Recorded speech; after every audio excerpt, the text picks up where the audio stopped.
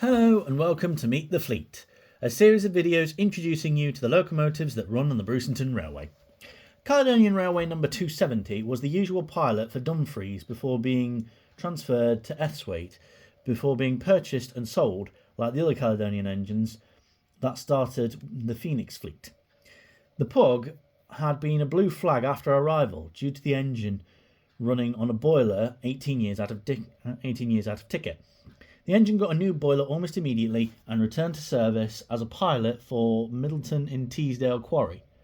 The Pug got a reputation in the quarry for having quite the bark and being responsive to crew inputs.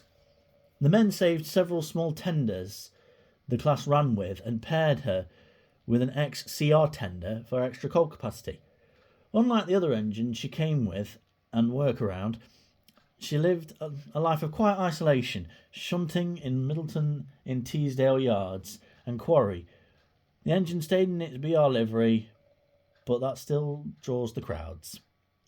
When he arrived in Brewsington, the Pug was repainted in the Caledonian blue and named Big Mac, owing to his Scottish heritage, and as a reference to the Tug's character of the same name. The sound of the engine pulling a load creates a pitch that to some ears sounds like a Scottish accent, only making the name more appropriate. Despite its small size, Big Mac is like a big brother to the other engines, even those bigger than him, always offering advice where needed. He stands up for those less able to defend themselves and isn't afraid to call out his colleagues when they are being overly cocky. He takes his work very seriously. We hope you've enjoyed meeting Big Mac, and remember he can be seen upon request at any time. Thank you for joining us, and we will see you soon for another episode of Meet the Fleet.